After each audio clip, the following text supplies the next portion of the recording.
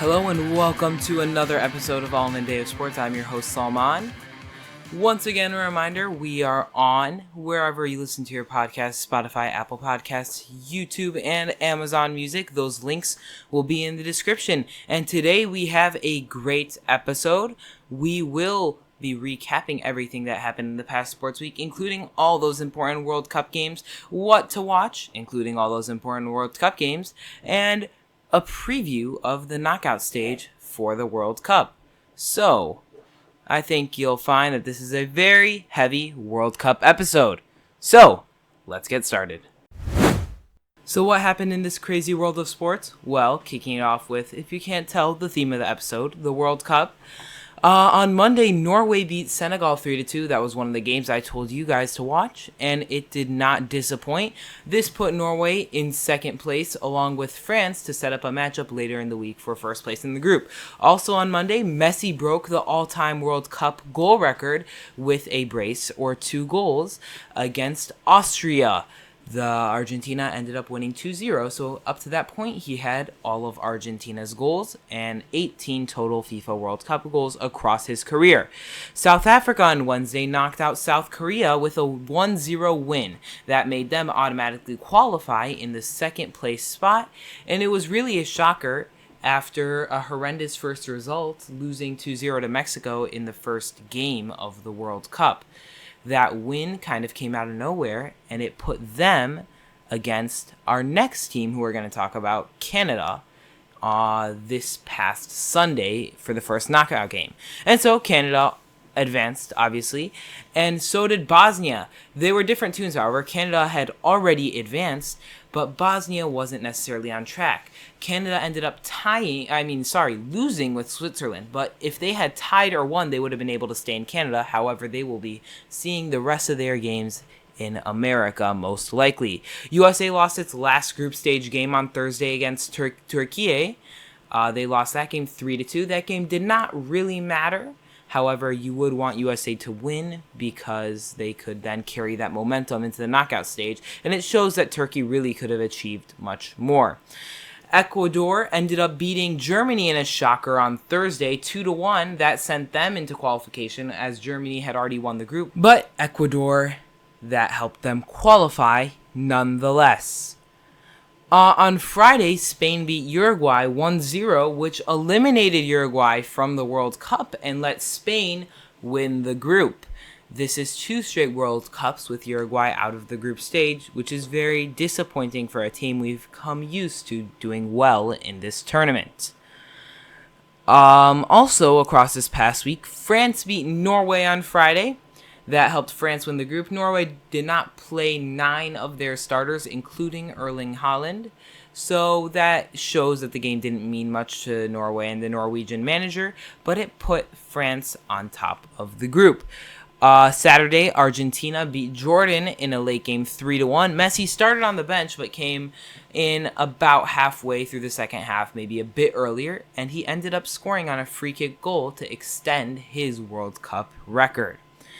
Austria and Algeria also played a thriller on that same Saturday night to tie 3-3. It was a back-and-forth game. Austria scored first, and Algeria responded with another Austria, and then Austria scored again. Algeria responded again, and then Algeria took the lead after 90 minutes, and then Austria tied it after 90 minutes again.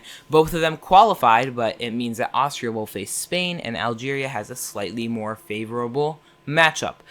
And on Sunday, in the first knockout round, and as I told you, it was Canada versus South Africa, Canada won on a 92nd minute goal. So the equivalent of like a last second shot in basketball. Canada scored off of a great volley to give them the win 1-0. It looked like it might have gone into extra time, but Canada said no, and they moved on to the next round.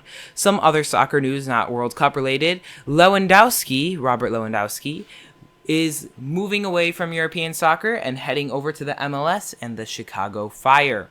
He is following a relatively recent trend of European players going to the MLS, such as Messi to Inter Miami, Mueller to the Whitecaps, Son to LAFC, and now Lewandowski to the Chicago Fire. In the NBA, It was not a light week. This offseason has not disappointed so far. It finally happened. Giannis Antetokounmpo got traded on Monday to the Miami Heat. They traded him for Tyler Herro, Kel'el Ware, Jamie Jacques Jr., Kasparis Yakachonis, and 3 first-round picks, which the Bucks ended up using on this past week's draft, and a pick swap for a second-round pick. And the Heat, obviously, in return, got Giannis Antetokounmpo. This was not the trade I was expecting. I was really expecting Jaylen Brown to end up going to the Bucks and Giannis to the Celtics in a trade. But the Heat are trying to build a defensive core, it seems, around Giannis and Bam Adebayo. And so it's interesting. It feels as though there's not much else pieces for the Heat, but we'll see how it plays out. Like I mentioned, the NBA draft happened, and the top 4 went relatively as expected. Devonta, number 1, to the Wizards. Darren Peterson, number 2, to the Jazz. Cam Boozer, number 3, to the Grizzlies. And Caleb Wilson, number 4, to the Bulls. Kind of what seemed like a reach to the rest of the world, Morez Johnson Jr. went to his former college coach, Dusty May, and the Dallas Mavericks. He was the first Michigan player drafted in a deep class of 3. In the second round of the NBA draft, just a little tidbit, no major takes here, but 29 of the 30 picks that happened in the second round happened from trades. Only one of those picks was the team's original pick. More talk about trades. In another shocker, though, if you are following Twitter reports, it was not much of a shocker. LaMelo Ball got traded to the Minnesota Timberwolves. They traded Ball and Josh Green for Naz Reid and a few draft picks. The Hornets got 2033 first-round pick and 3 second-round picks, and they also got first-round pick swaps in 28, 29, and 30. Miles Bridges, as the Hornets continue to sell, got traded to the Suns. The Suns got Miles Bridges, a 2029 first-round pick, a 2027 second-round pick, and the Hornets received Grayson Allen, Royce O'Neal, and a 2033 first-round pick. Ayo Dosunmu also got extended for the Timberwolves. So the Timberwolves really could be building something here. In the MLB, the Mets fired their manager, Mendoza. Nothing much else there. The Cubs ended up winning a series 2-1 against the Brewers, if you remember me telling you to watch that series. In other sports news, the Austrian Grand Prix was this past weekend. The top 3 went as following: George Russell, then Max Verstappen, and Kimi Antonelli. It was an entertaining race, but a very chalky top 5, though Verstappen hasn't been great this year. Oklahoma University won the College World Series after beating North Carolina in a winner-take-all game 13-2. A very dominating performance from them, and they stand on top of the college baseball world. That was all the sports news that you needed to know in the past week. Up next, what to watch.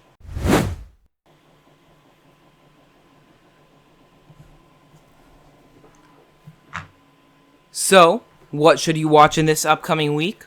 Well, in the World Cup, as we've been talking about, the knockout stage is officially underway after that Canadian 1-0 win against South Africa.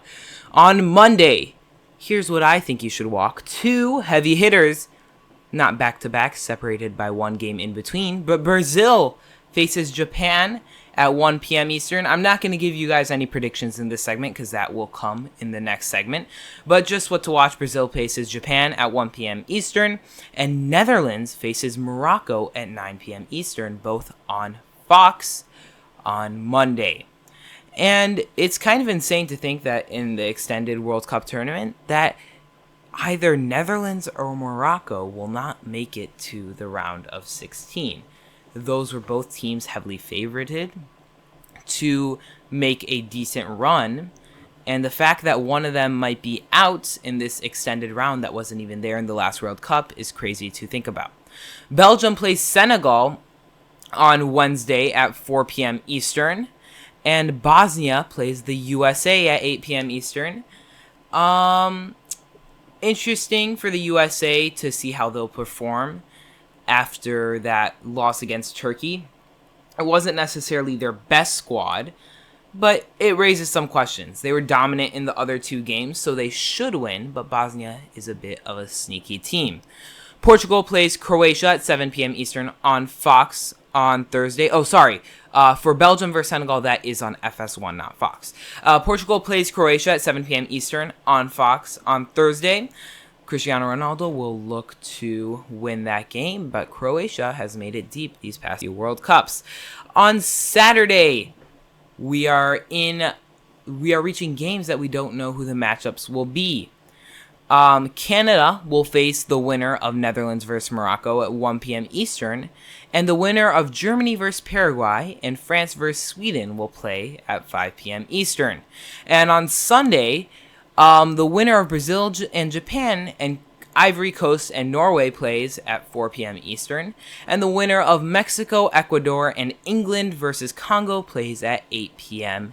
Eastern on Sunday. Also this week, Wimbledon starts today on Monday, so if you want to watch some tennis, go turn that on if you want a break from the World Cup. As you know, as I said in my last podcast, Serena Williams will be making her return. So that's all you should watch in this upcoming week of sports. Up next, World Cup bracket predictions. If you were here for the first episode of the podcast, you will remember that we did in fact actually make World Cup predictions, but that included the group stage.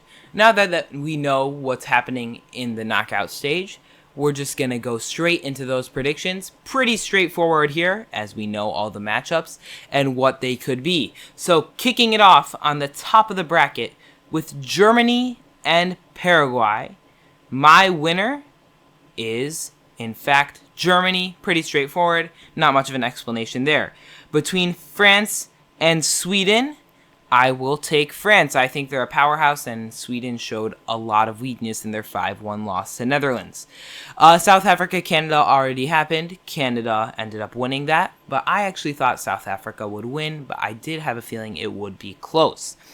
I have Netherlands beating Morocco. And the reason for this is because my heart tells me Morocco, but my brain tells me Netherlands. Morocco, though they have scored a bit of goals against Haiti with their 4-2 win, haven't necessarily been at their best lately, and I think Netherlands have seemed unstoppable. I'm taking Croatia to beat Portugal. I think Portugal has the best midfield in this World Cup.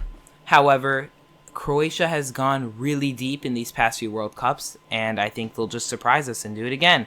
I have Spain beating Austria, and my first real shocker here is I have Bosnia beating the USA. And I know, I doubted the USA in the group stage, and they proved me wrong. And I know the loss against Turkey shouldn't mean that much, but I think Bosnia is hot, and the USA is cooling down. And so I think Bosnia will take them by surprise. I have Senegal beating Belgium. Maybe a bit of an upset, but nothing impossible. I have Brazil beating Japan. I think that Vini has been unstoppable, and Cunha and Thiago have been great. I have Ivory Coast beating Norway, though Norway will probably win if you were to ever bet, but I'm gonna take the upset here. Just my little take. Mexico beating Ecuador, England beating Congo.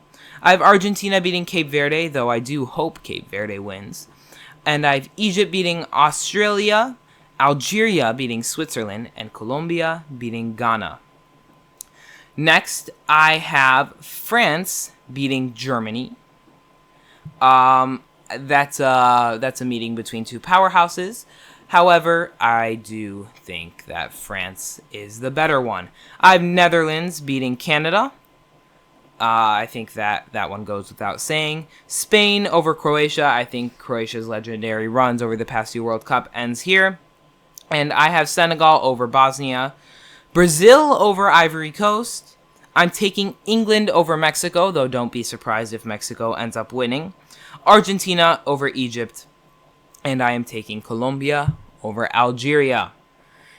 Into the quarterfinals, I have France beating Netherlands. That Netherlands defense is legendary, but that French attack is even more so. I have Spain over Senegal. And then I have England beating Brazil. That is also a matchup between two heavyweights if it were to happen. But this England squad has really gelled together. That game against Ghana showed a bit of weakness, but I think they will figure it out, and their manager Tuchel will also figure it out. And I have Argentina beating Colombia. I actually had this matchup in my earlier bracket and predictions. I got their standings right. However, with how unstoppable Argentina has looked and how faltering Colombia has looked, I'm going to take Argentina, though I did originally take Colombia. And now, in my semifinals, I have France over Spain. I also know that I took originally Spain over France, but Spain hasn't looked at their best and what they could be lately, and France has. So I will take France. I don't want to see it. I would much rather see Spain in the final, but I have France winning that realistically. And I have Argentina over England. I did not think Argentina would be this much of a factor this World Cup, but they have been. And that is much thanks to Lionel Messi. And so I have them beating England. And so for my final, and though it sounds chalky, and though it sounds just like last year, I have France versus Argentina.